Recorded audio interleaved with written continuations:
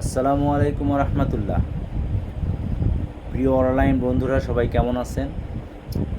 আজকে একটি গুরুত্বপূর্ণ বিষয় নিয়ে আলোচনা করার জন্য আসলাম, সেটা হচ্ছে চর্মরোগ, অ্যালার্জিক কন্ডিশন। বর্তমানে বাংলাদেশের শতকরা প্রায় 80% লোকের একটাই নাম, সেটা হচ্ছে চর্মরোগ, চুলকানি। সবাই প্রায় একই সিভিয়ার প্রবলেম। কেউ কেউ বলতেছেন করোনা টিকা দেওয়ার কারণে এটা হয়েছে, কেউ কেউ বলতেছেন না এটা আমার আগে থেকে আছে, কেউ কেউ বলতেছেন যে এটা অন্য কোনো কারণে না, এটা কোনো খাবার দাবারের অনিয়মের জন্য হয়েছে।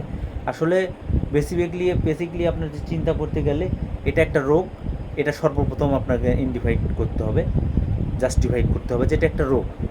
আর তৃতীয় কথা হচ্ছে আপনার ট্রিটমেন্ট কীভাবে নেবেন। ট্রিটমেন্ট আপনার অ্যালার্জিক্যাল যেগুলো খাবার, এগুলো খাওয়া বাদ দিতে হবে।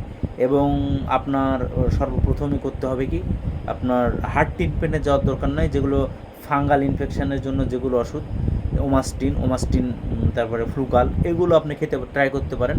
তারপরে আপনার যদি এগুলো তো না হয়, আপনি সর্বোচ্চ ভরিকোনাজল, এর সাথে ইট্টাকোনাজল 200, ভরিকোনাজল 200, ভরি 200, এগুলো আপনার সকাল বিকাল ট্রাই করতে পারেন।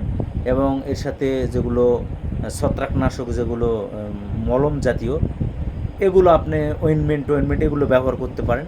তবে সবচাইতে ভালো ইন্টারেস্টিং কাজ হচ্ছে ভরি কেয়ার, যেটা বা ভরি, এটা আপনার প্রতিদিন রাতে একটা, এবং ইট্রাকোনাজল 200, এটা প্রতিদিন সকালে। আর আপনার বিলাস্টিন গ্রুপের যে কোনো একটা ওষুধ, যেন ভ্যাকসিন কোডটার নাম বিলি, এটা আপনার দিনে একটা।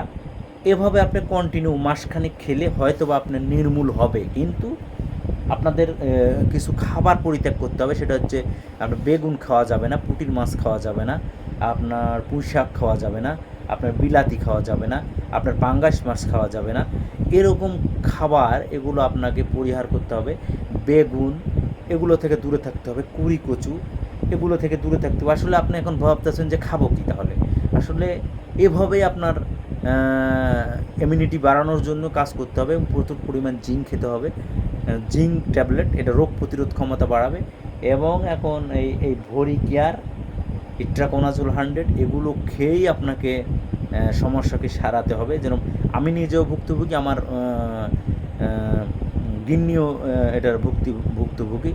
তো আমরা ওষুধ খাচ্ছি, আল্লাহ সুবহানাহু ওয়া তাআলা আমাদেরকে অনেকটাই আরাম করে দিয়েছেন। তো আপনারাও চেষ্টা করতে পারেন। আর সিভিয়ার প্রবলেম, এটা বাংলাদেশের কমন প্রবলেম, এই হচ্ছে প্রবলেম। তো যাই হোক, সবাই ভালো থাকবেন। সুন্দর পরামর্শ দিলাম, শুক্রিয়া, জাজাকাল্লাহ খায়ের। সবাই ভালো থাকবেন। আসসালামু আলাইকুম।